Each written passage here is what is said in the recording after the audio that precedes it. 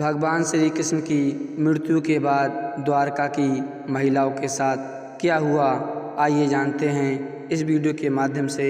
महाभारत युद्ध समाप्त होने के बाद यादवों का प्रभाव काफ़ी बढ़ता जा रहा था और वह आपस में ही संघर्ष करने लगे थे।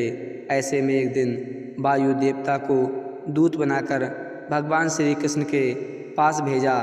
वायुदेव ने भगवान श्री कृष्ण से कहा कि देवताओं ने कहा है कि आपने पृथ्वी पर फैले पाप का अंत करने के लिए अवतार लिया था और अब आपका कार्य पूरा हो गया है।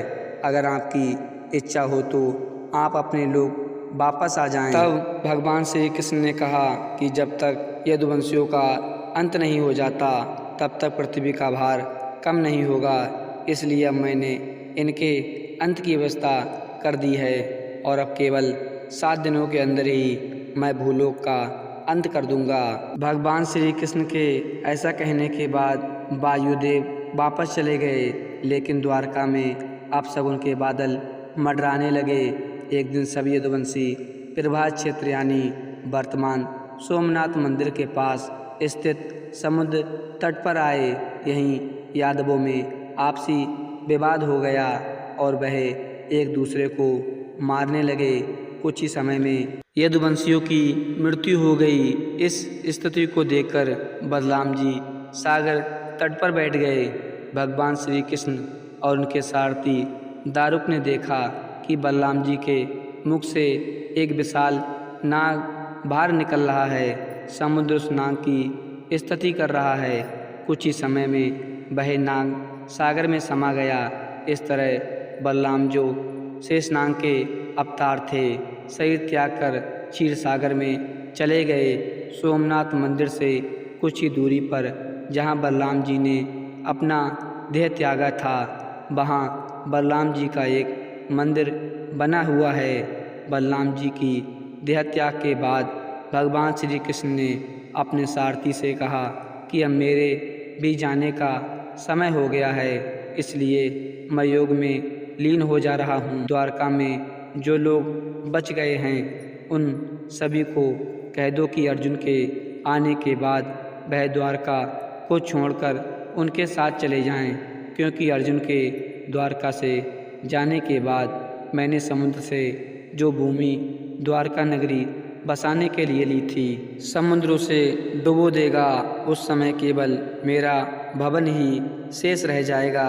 इसके बाद भगवान श्री कृष्ण योग में लीन हो गए और जरा नामक शिकारी ने भगवान श्री कृष्ण के पैर को मृग की आँख समझकर दूर से बाण चला दिया।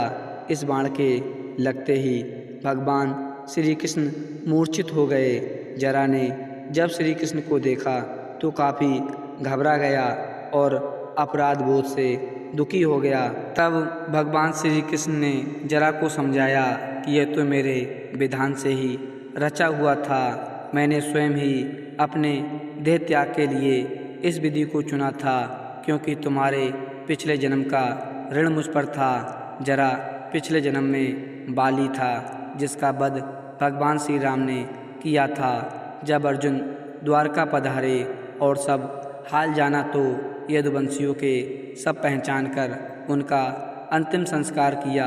श्री कृष्ण के जाने के बाद रुक्मणी और जामवंती ने भी अपना देह त्याग दिया। बलराम जी की पत्नी रेवती ने भी अपना देह त्याग दिया। इसके बाद दुखी मन से अर्जुन द्वारका से सभी बचे हुए लोगों को अपने साथ लेकर लौट पड़े और अर्जुन के द्वारका से जाते ही समुद्र ने द्वारका नगरी को डुबो दिया। इसके साथ ही कलयुग भी धरती पर आ गया। तो दोस्तों, आशा करते हैं कि आज की वीडियो आपको ज़रूर पसंद आई होगी। अगर वीडियो पसंद आई हो तो चैनल को सब्सक्राइब कर दें।